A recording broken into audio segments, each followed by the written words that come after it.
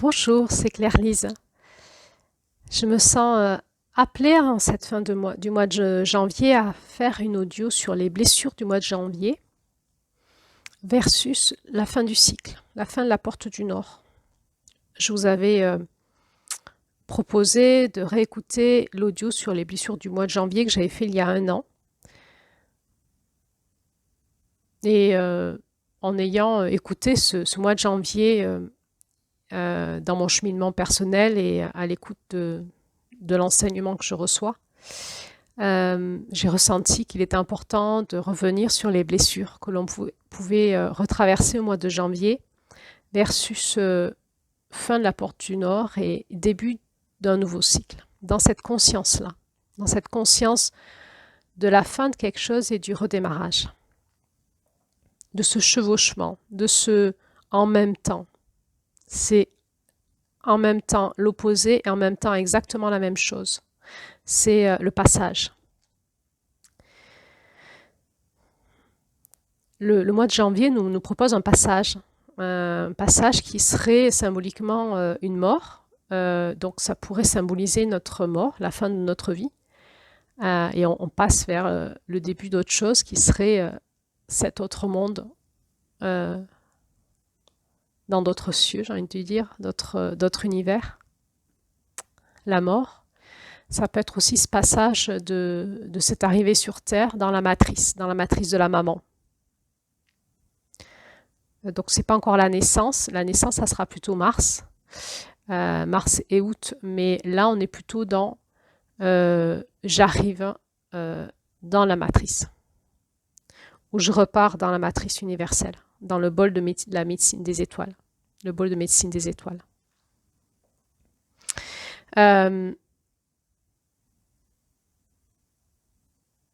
Il peut arriver que on passe pas, qu'on est coincé dans le passage et qu'on fasse des tours de roue, comme des tours de rond-point, sans jamais trouver la route de la sortie. On tourne en rond. Je ressens que ça peut nous arriver quand on n'a pas conscience de notre chemin. Mais il me semble que dès qu'on y met de la conscience, c'est cet aspect de nous qui automatiquement, par son regard, amorce du mouvement. Donc, je ressens qu'au mois de janvier, à partir du moment où on a cheminé en conscience au niveau où on en est, c'est un grand mot, cheminer en conscience, mais dans la conscience qu'on a pu y mettre, eh bien, ce passage, on le sent passer et il est plus ou moins confortable parce qu'on peut s'y sentir comme bloqué dedans, comme coincé, comme s'il fallait nous sortir au forceps ou comme si on ne voulait pas mourir, comme si on s'accrochait à la vie alors qu'il est temps pour nous de partir. Le mois de janvier peut nous activer dans cette sensation qu'on s'accroche à quelque chose qui est déjà mort, qui est déjà fini, qui est plus pour nous. Il est temps de changer, il est temps de passer à autre chose, il est temps de grandir, il est temps d'amorcer un mouvement, il est temps de sortir de certains scénarios, certains schémas, certaines blessures. Il est temps d'amorcer ce passage du pardon, de changer d'état, de passer à autre chose. Et ça peut générer chez nous cette sensation qu'on s'accroche, qu'on n'est pas prêt, qu'on ne veut pas y aller, ou qu'il y a quelque chose en nous qui est coincé. Ça peut générer du stress dans notre corps, ça peut générer des émotions, de l'angoisse, de l'activation des pensées qui s'énervent. Et ça va générer souvent chez nous l'activation des mécanismes de défense de ce truc qui ne veut pas lâcher. Donc, ce truc qui ne veut pas lâcher, c'est une blessure, c'est un faux moi, une fausse identité. Il y a un peu plus de vrai moi, de soi qui cherche à s'éveiller. Il y a mon faux moi, mon ego, mon ego structuré de manière fausse sur mes anciennes blessures qui va se défendre. Cette partie de moi qui ne veut pas mourir et qui va me raconter tout un tas d'histoires, de justifications, comme quoi c'est impossible pour l'instant de mourir, de changer. Notre ego, il ne veut pas mourir. Il a pris une identité. C'est-à-dire l'ego, c'est quelque chose qu'on a... Je vous ramène sur les audios que j'avais fait en juillet là-dessus. Puis je crois que j'en avais fait d'autres, je ne sais plus quand, à l'automne. J'étais revenue sur cette notion de l'ego. C'est cette partie de nous qu'on a structurée, qu'on s'est structurée, c'est notre structure. Et on a un ego sain et puis un ego qui est structuré sur une fausse identité, un faux moi. On va aller vers cet ego sain, cette structure saine, cette personnalité saine, adaptée à qui puisse porter notre identité spirituelle, notre oranda, notre nom divin. Et notre ego qui s'est construit sur nos blessures et donc sur une fausse identité, sur le faux moi, va avoir tendance à se défendre pour pas mourir. Et cette identité-là, elle s'est construite au fur et à mesure de notre vie, par adaptation, et on y a mis donc notre identité. On y a mis un bout de nous, en fait. On y a mis nous. Et donc, quand on le regarde au niveau énergétique ou vibratoire, c'est comme un bout d'âme. C'est comme une âme qu'on a créée. On s'est créé une âme sur mesure qui est nous. Et c'est vivant. C'est vivant, c'est une personnalité, c'est une double personnalité. Et ce truc-là, en fait, eh bien, il va falloir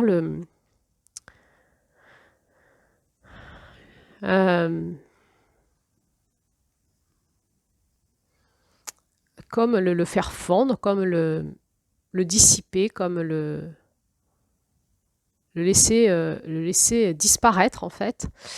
Et ça va nous confronter à notre autorité personnelle. C'est-à-dire, c'est pas mon identité, elle n'est pas dans ce petit bout d'âme là qui fait un coup d'état et qui me fait croire que c'est moi. Mais mon identité, elle est dans mon cœur. Elle est dans mon cœur.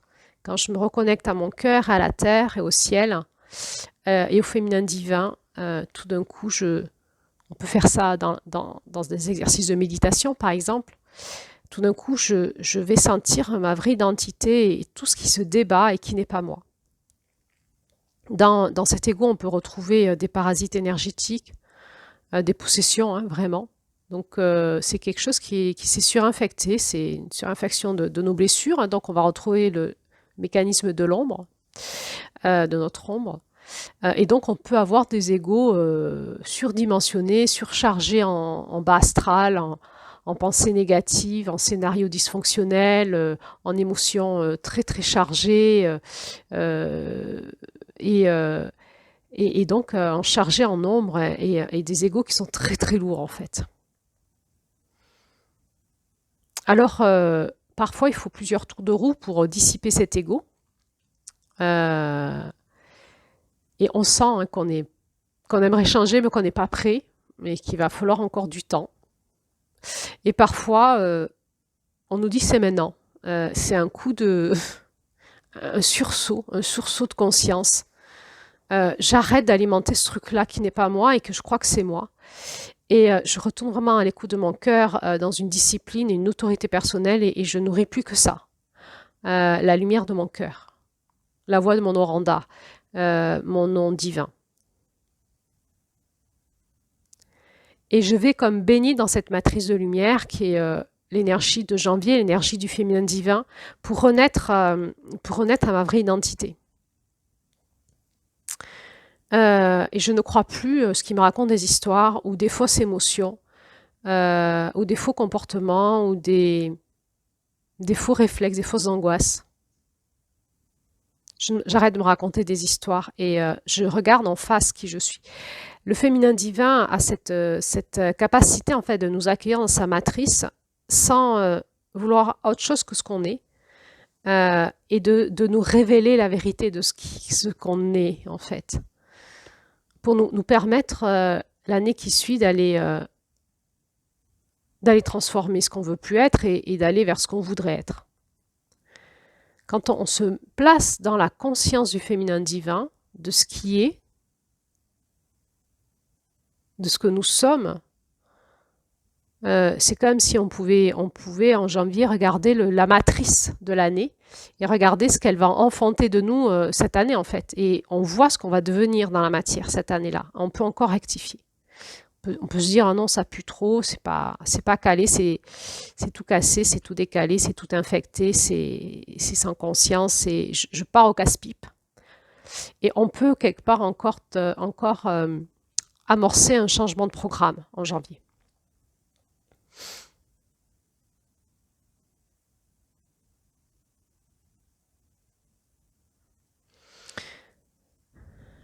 Alors ça va nous refaire passer par les mémoires de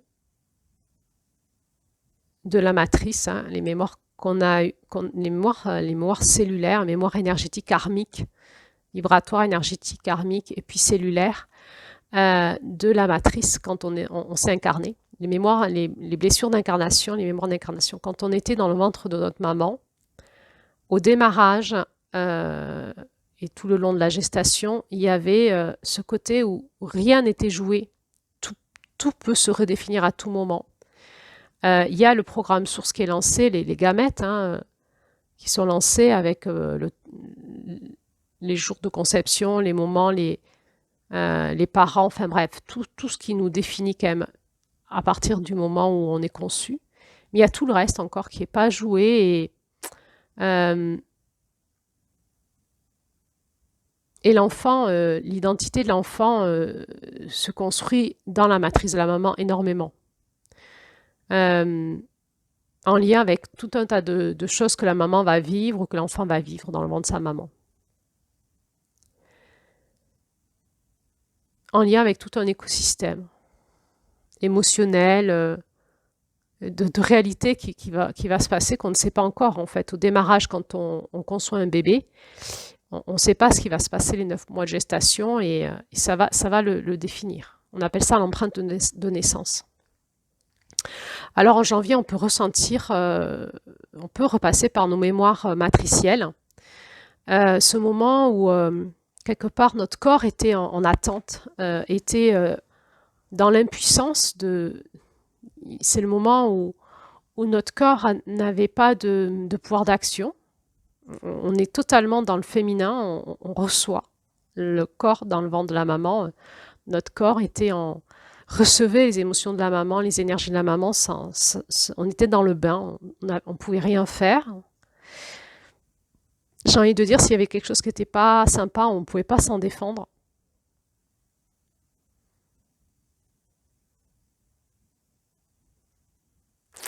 Mais au-delà de notre maman, on était bien dans le ventre de la mère divine et protégé.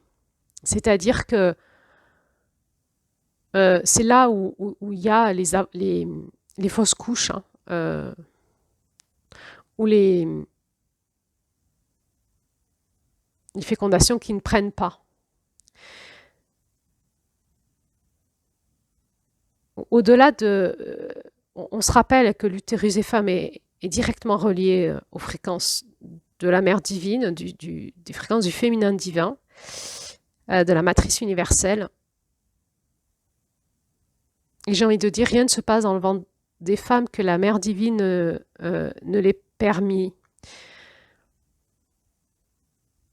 Et c'est ça qu'on peut retrouver en janvier, cette conscience en fait du destin, cette conscience de la mère divine qui permet ce qu'on a vécu. Et se laisser être réinformé par son amour et sa lumière et sa conscience. Et sa présence et sa protection, la protection de la lumière orange, comme nous a dit Julie. La mémoire matricielle, c'est le moment où notre côté ciel a rencontré notre côté terre. C'est la rencontre. Quand on revit des régressions de conscience et qu'on va revivre ce moment de l'incarnation, ce qui ressort toujours, c'est que ce côté ciel qui est immensément grand et puissant, j'ai envie de dire, et plein de lumière, va vivre un choc. Un choc de fréquence, va chuter en fréquence et va se retrouver bloqué dans la matière. dans l'élémentaire, comme bloqué. Et, euh,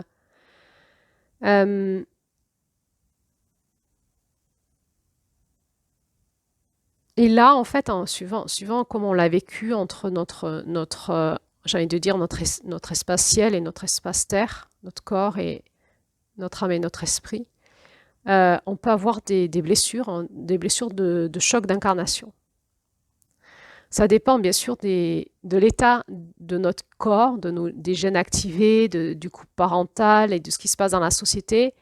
Quand on s'incarne dans un couple de toxicomanes, alcooliques, en période de guerre, j'ai envie de dire, la rencontre avec notre corps, elle est moins sympa que si on s'incarne dans un couple qui s'aime, qui est équilibré et qui ont des projets ensemble et qui prennent du temps pour se donner des câlins.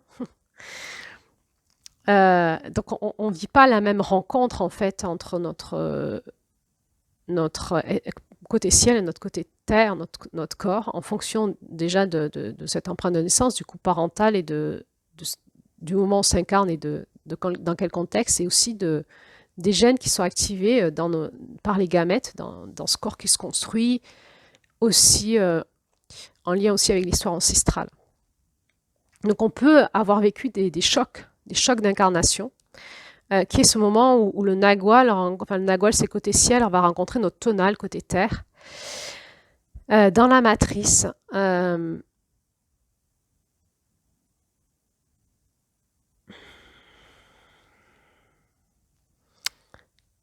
Et il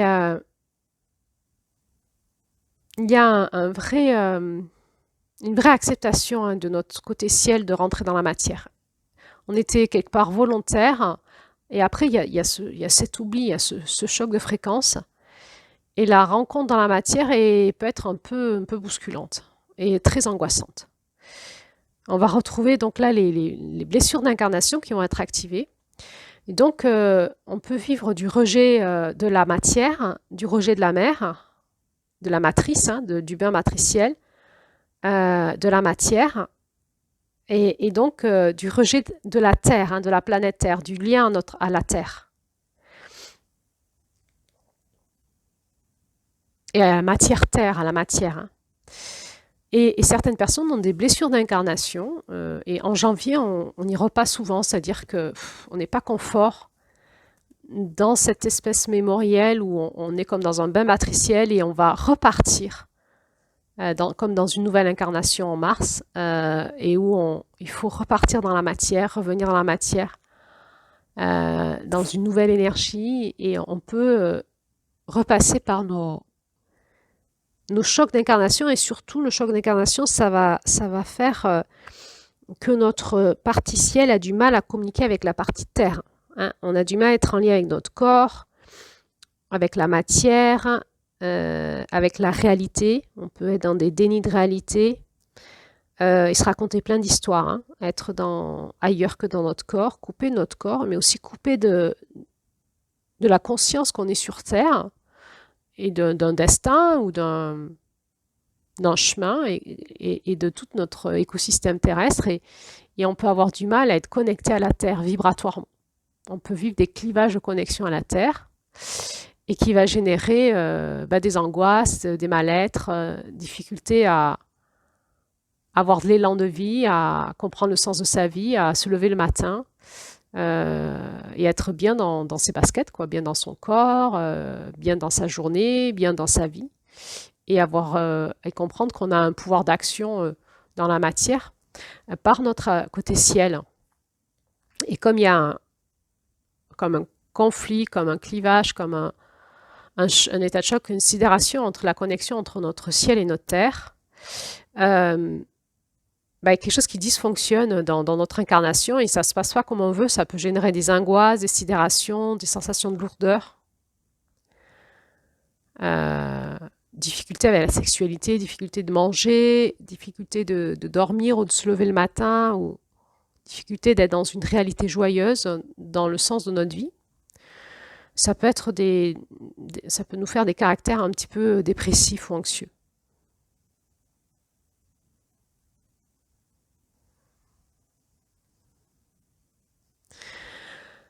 Alors, on peut être complètement déconnecté de cette conscience de la Terre, du côté vivant de la Terre, du côté vivant de la nature, et, euh, et être dans une vie comme à côté de ses baskets tout le temps, quoi, dans un autre monde, sans, si on n'avait pas la conscience de la réalité, du réel, et donc on n'a pas un pouvoir d'action dessus, comme si on était, comme si on marchait à quelques centimètres de la Terre, suspendu en l'air, et qu'on ne peut jamais communiquer avec la Terre, notre vie, notre destin, et qu'on est donc dans une grande impuissance de réalité, en fait, d'avoir une action sur notre réalité, et donc de créer dans la matière.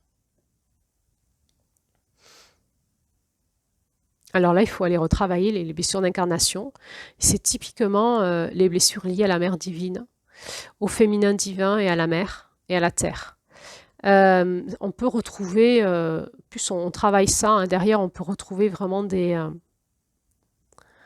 mémoires à la source de l'âme, hein, en lien avec la connexion à la mère divine cosmique, et une déconnexion à ce niveau-là aussi. Alors bien sûr, tout cela a été largement entretenu par toutes les spiritualités patriarcales qui nous présentent un Dieu Père et il n'y a pas la mère. La déconnexion à la mère divine, elle vient de là, hein. Elle vient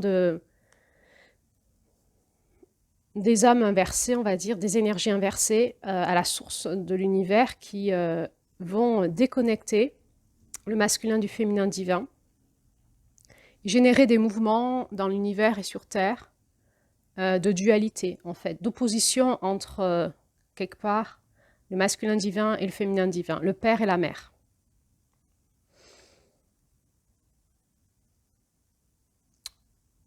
Et les religions monothéistes sont particulièrement fortes là-dedans. Et en France, on a donc été spécialement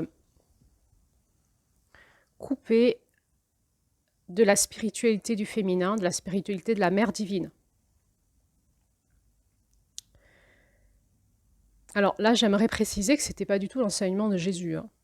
Jésus est justement venu dans une religion très patriarcale qui était le judaïsme, remettre de l'équilibre entre les hommes et les femmes, le masculin et le féminin. Et on voit Jésus communiquer avec la terre et être dans une posture de chaman, en fait, hein, et être vraiment en lien avec la terre et les éléments. Et toute la base de ces miracles, c'est ça, hein, c'est lié à ce qu'il a une reliance à la matière très très puissante. Donc je vais faire une différence entre l'enseignement de cet homme Jésus, le message du Christ qu'il a incarné et qu'il est venu faire passer sur la terre, et probablement que son action, elle a justement été de venir libérer le karma de la terre, de la planète. Donc il avait une reliance à la terre très puissante. Et tout ce qu'on en fait derrière la religion chrétienne, que je dissocie du message du Christ et de Jésus, et qui s'en est emparé pour refaire une religion patriarcale. Ces religions patriarcales, du coup, nous coupent, hein, des femmes, hein, donc soumettent les femmes, nous coupent du corps, de la sexualité sacrée et de la terre, de la planète.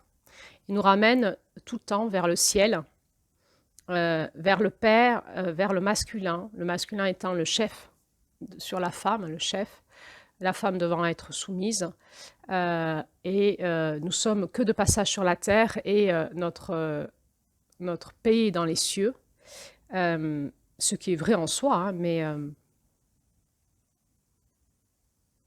il y a eu vraiment quand on étudie l'évolution de la chrétienté, par exemple, il y a eu vraiment une volonté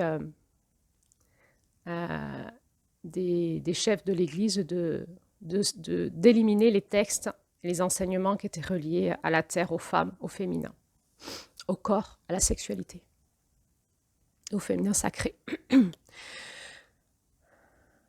Donc, qu'est-ce que ça va faire? Ça va faire des peuples, des pays, des générations, des engrammages dans l'ADN de déconnexion à la terre, au féminin divin, à la matrice divine. On va donc opposer la religion païenne, on va dire comme ça, avec la religion patriarcale. Parce que dans le chamanisme ancien, dans ces religions premières de nos peuples, il y avait évidemment cette connexion à cette mère nature très très puissante. Alors si ce sujet vous intéresse, bien, je fais un podcast cette année avec Julie, nous faisons un podcast. En 2025, où nous allons étudier mois après mois la notion du féminin christique, pour relier justement l'aspect de la spiritualité féminine à l'énergie christique, et sortir des entraves dans lesquelles nous a mis ces religions patriarcales dans notre pays, entre autres. Là, on parle des blessures de l'ombre de janvier. Si vous avez écouté l'audio sur l'ombre de janvier, vous allez comprendre que l'ombre de janvier nous sépare de la puissance de janvier et donc nous crée des blessures à notre connexion à la terre, au féminin divin, à la spiritualité féminine, à la mère divine. Et de ce fait, quand on commence une roue, une vie ou une génération, un cycle de vie ou une lignée familiale, j'ai envie de dire, de génération déconnectée à la mère divine, au féminin divin et à la terre, eh bien, tout le reste du chemin va être dévoyé. Et c'est ce que nous vivons aujourd'hui, avec cette ombre de janvier qui est tellement puissante sur le monde entier et qui gagne du terrain. Nous vivons une perte de sens de la puissance de notre féminin et donc de notre humanité aussi. Et nous allons à la mort. Nous allons à la mort par excès de masculin et de patriarcat, avec des femmes aussi déconnectées de ce féminin divin, la puissance de leur utérus, d'être liées à la matrice divine et qui vont être porteurs d'un féminisme patriarcal finalement, masculin, qui vont utiliser la revendication féministe avec des atouts masculins. Ou des femmes tellement brisées au masculin qu'elles vont vouloir incarner que le féminin. Et ça va être des femmes qui vont incarner l'ombre du féminin, puisqu'il manquera du masculin saint, masculin sacré. D'où l'invitation tout le temps de toutes les spiritualités, les chemins spirituels, je veux dire initiatiques, de nous ramener en permanence dans l'équilibre masculin-féminin, ciel-terre, cœur. Et c'est le chemin de toutes les spiritualités non religieuses, le chemin initiatique, qui vraiment nous ramène à la conscience de ce qui nous habite au fond de nous. Toutes les spiritualités nous ramènent finalement à la même chose, c'est la conscience du ciel, de la terre et du cœur. Et on voit dans ce mois de janvier combien déjà dans cet enseignement chamanique, dès le premier conte, ça insiste vraiment là-dessus, que là-dessus. Alors, dans l'ombre de janvier, il y a aussi cette déconnexion à la terre par nos rythmes de vie et notre façon de vivre. Et donc, on est de plus en plus déconnecté au rythme, justement. On va donc dans la blessure de janvier, il va y avoir ce déséquilibre lié à l'ombre, où nous ne sommes plus en rythme, nous n'avons plus la conscience du rythme, nous n'avons plus le rythme dans le corps. On se souvient, dans le conte de décembre, dans cette danse, les femmes qui avaient le bébé sur leur dos, elles allaient danser le rythme de la terre pour faire sentir à leur bébé la connexion à la terre et le rythme de la terre dans leur corps. Eh bien ça, nous ne l'avons plus du tout, nous n'avons plus le rythme de la terre dans le corps, nous sommes déconnectés du rythme de la terre, donc nous ne sommes plus en rythme, déconnectés des rythmes, déconnectés de la communication avec la terre, déconnectés des messages que la terre nous envoie, déconnectés du monde du bas, du monde de la terre. Nous sommes donc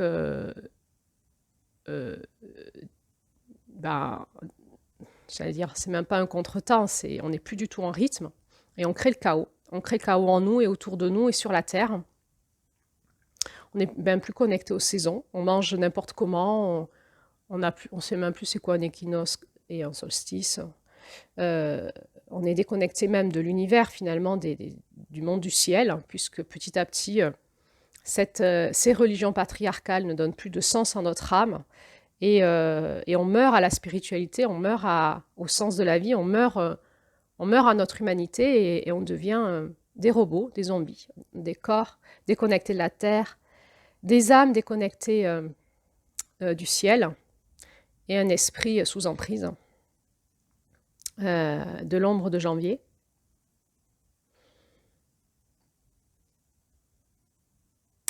Et alors, eh bien, on va participer au déséquilibre de la planète Terre et qui va participer aussi à notre propre déséquilibre. Et ça va tanguer, hein. Donc, on peut vivre ça dans nos vies, où on a la sensation, dans ces blessures liées à l'énergie de janvier, qu'on est constamment en déséquilibre sur tous les plans. Au niveau spirituel, au niveau psychologique, philosophique, sociétal. Au niveau de l'amour qu'on génère dans nos couples avec nos enfants, les liens de filiation, le lien du sang, hein, cette bonne route rouge, comme il nous est dit dans ces enseignements, hein, c'est-à-dire le mystère de la puissance de nos liens du sang. Tout ça, c'est déséquilibré, on coupe, on n'est plus en lien, on n'est plus en lien avec les générations qui arrivent. On est figé sur nos croyances, on est même coupé du ciel, on pense avoir les bonnes paroles, les bonnes éthiques, les bonnes idées. On est coupé du ciel, donc j'ai envie de dire, l'enfer est pavé de bonnes intentions et on crée l'enfer sur terre avec notre éthique, qu'elle soit religieuse, mais éthique écologique, éthique alternative, tout ce qui est la bien-pensance déconnectée du ciel et de la terre et du cœur n'est que quelque chose qui amène à la division, séparation, dualité, destruction et au chaos, en nous et autour de nous. Donc finalement, la réponse entre un monde alternatif et un monde religieux, par exemple, un monde New Age et un monde religieux, c'est la même. C'est les mêmes énergies qui travaillent d'un côté et de l'autre. On va retrouver cette énergie vorace de l'ombre de janvier qui déconnecte à la source de notre humanité, qui est notre ancrage à la terre, notre reliance au ciel et notre reliance en notre cœur, et à notre puissance spirituelle dans notre cœur. Alors, la blessure de janvier, ça va être aussi la conscience, hein, qu'on est déconnecté de la terre, on est déconnecté du ciel, on est déconnecté de notre cœur, et on est comme ça amené par le bout du nez de notre ego, qui va être une structure qui s'est construite dans des grands déséquilibres familiaux, religieux, sociétal.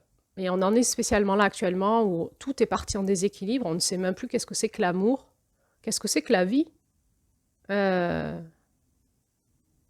n'arrive plus à faire la différence entre la puissance de notre Rwanda dans notre cœur et la puissance de notre volonté propre, en fait, déconnectée de la conscience. On parle de la conscience, on ne sait plus de quoi on parle. Mais l'avantage de ce déséquilibre, c'est que ça va vraiment nous faire déraper, nous faire partir dans le chaos, on le sent arriver. Et qu'il y a beaucoup de personnes, enfin assez, quelques-uns en tout cas, qui hurlent de tout freiner, on part dans le mur et qui reviennent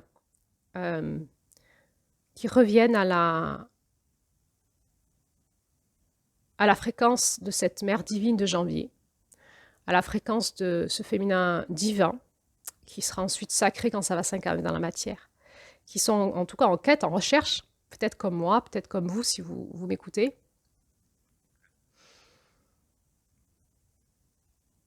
Et il suffit qu'il y ait un nombre assez grand, certains disent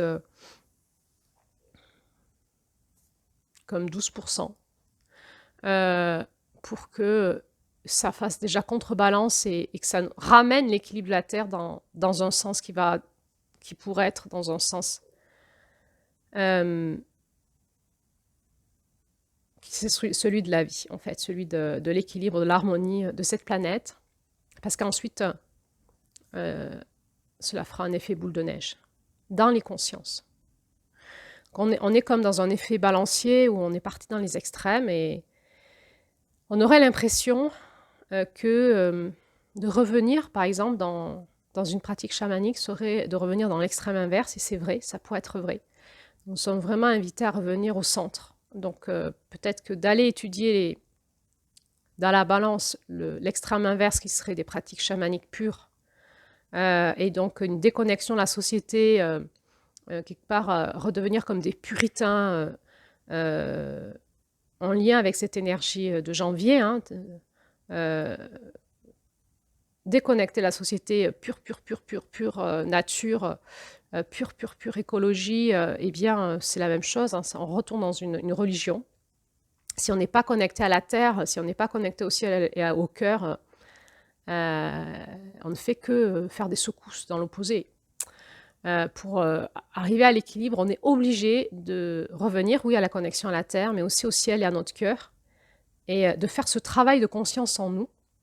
Et on ne peut pas en faire l'économie. On ne peut pas prêcher des dogmes, des religions, une éthique, toute bonne qu'elle soit, sans faire l'économie de faire ce travail en nous. Sinon, en fait, on participe à l'enfer sur Terre, on continue à créer du chaos, une religion, de la dualité, sans conscience. Nous sommes obligés de faire ce travail en nous. Et ce mouvement est amorcé, bien sûr, grâce à cet effet balancier d'ailleurs, où certaines personnes sont allées dans l'effet opposé et en reviennent, disent non, c'est pas le bon chemin non plus, le chemin sera au centre, tissé entre les deux. Et bien sûr, c'est la terre, le ciel et notre cœur qui nous guideront, et certainement pas notre volonté propre et notre structure psychique et notre ego.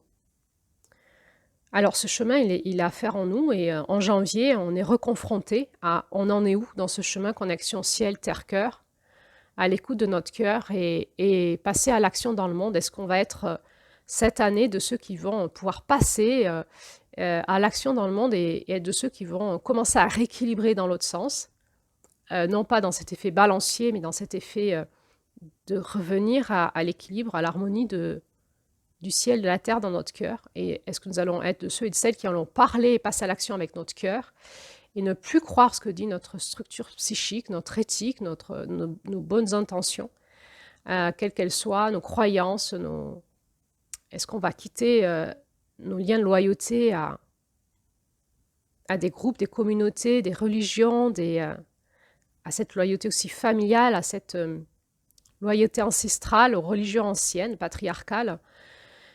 Évidemment, ça pose la question pour les femmes, comment allons-nous faire pour nous dégager de toute l'emprise dont nous sommes porteuses, pour revenir à ce féminin divin. Alors en janvier, là où on en est aujourd'hui dans notre chemin, nous sommes déjà passés par décembre, hein, et par tout le processus de la roue, donc nous en connaissons le chemin. Et nous savons que mois après mois, année après année, dans l'écoute de notre cœur et des fréquences de la Terre qui nous guident, et du féminin divin cosmique, relié aussi à ce masculin divin, et relié au monde de notre conscience, de notre esprit, nous allons pouvoir continuer à s'éveiller à cet esprit de la sororité qui va se mettre en lien avec la puissance de la fraternité, qui est vraiment les fréquences que nous retrouvons dans le mois de décembre des Jumeaux. La fraternité qui œuvre avec la sororité pour le bien de l'humanité, et pour rétablir l'équilibre de la Terre au centre. Entre nous, les êtres humains, avec la nature, évidemment, et tout ce qui la compose, mais aussi en lien avec le rythme et l'équilibre de la Terre dans le cosmos, et en lien avec cette conscience cosmique que nous aurons retrouvée dans notre sagesse et dans notre accomplissement.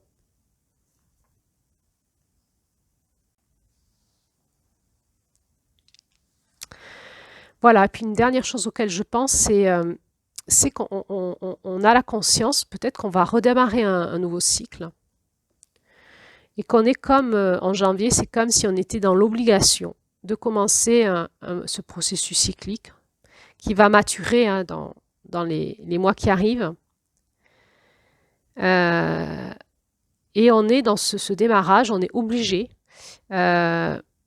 Et Et on sait qu'on est comme dans une séquence de développement qui va aller donc de la conception. On en est là, hein, janvier, février, on est dans la conception. Mars, on va démarrer à la complétude. La complétude, ça sera donc décembre.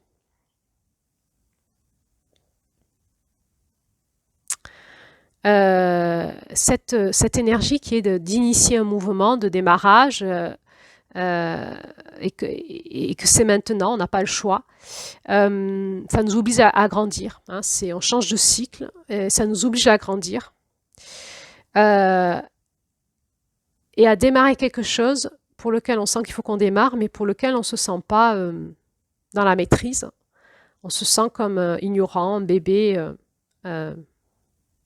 incompétent, évidemment, parce qu'on est au mois de janvier et on aura acquis cette compétence en décembre, en fait, hein, dans la complétude.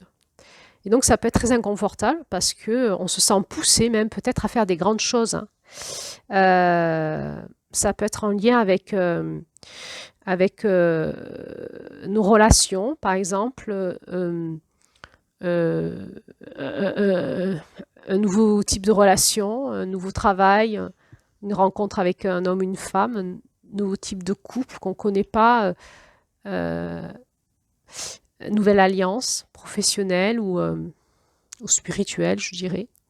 Ça peut être en lien avec des idées où on commence à initier des nouvelles idées, mais c'est le balbutiement de quelque chose. Des projets, pareil, hein, on aimerait mettre en route des projets, mais on ne peut pas les démarrer tout de suite, hein, puisqu'on n'en a pas la maturité. Et on peut même se sentir appelé, hein, des appels de la vie, à démarrer des choses qui nous dépassent totalement, qui sont de très grande envergure, pour lesquelles on sent qu'on n'a pas le choix, il faut y aller, c'est maintenant. Et ça nous paraît immense. Et on peut être comme dans un état de sidération en se disant « je ne sais pas faire ». Eh bien, en janvier, en fait, c'est normal, en fait. Il faut qu'on prenne conscience qu'on ne sait pas faire. Qu'il faut se laisser être dans le bain. Il faut laisser le décanter, en fait, en nous, toutes les choses qui s'opposent, qui ont peur. C'est les résistances au changement. On parle de sortir de sa zone de confort, là. Hein. Sortir de sa zone de confort, résistance au changement. Et en même temps, il faut y aller. Ça peut être initié par un divorce, une séparation, une maladie, un décès de quelqu'un de proche, un drame, une proposition de changer de poste, de mutation, une synchronicité, une opportunité.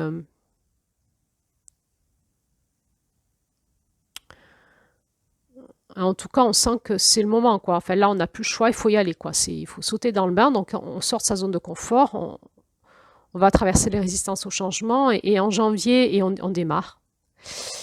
Et dans l'énergie de janvier, on a conscience de ça, et on laisse décanter tout ça, toutes ces résistances au changement, ces peurs. On laisse décanter dans le bain matriciel, dans la matrice divine. On prie, on écoute, on se laisse guider. On est encore dans du féminin. Voilà, on va passer à l'action bientôt, mais là, on est dans du féminin et on est plus en écoute et on se laisse fondre. On est encore dans le processus de la lumière noire qui nous ramène à la source de nous-mêmes. On se laisse aspirer par le siphon. Tout ce qui n'est plus intéressant pour nous est amené à disparaître. Hein. Tout l'ancien. Donc on peut être aussi dans la résistance. Ça revient au changement d'identité, à lâcher cette ancienne identité. Ces anciens fonctionnements qui étaient peut-être positifs avant, et là c'est fini. Peut-être qu'on est amené à faire des grands changements dans notre façon d'être en relation, dans notre façon de nous lier d'affection, dans notre façon d'aimer, dans notre façon d'être en couple. Des grands changements de conscience. Et ça va pas venir comme une baguette magique, quoi. C'est peut-être l'impulsion est là et il faut se laisser traverser par cette énergie de janvier, par cette lumière orange et amorcer la suite du chemin plus tard. Et on peut vivre comme ça ces ces résistances au changement qui sont là et en même temps le mouvement du démarrage qui est déjà là et qui est déjà amorcé.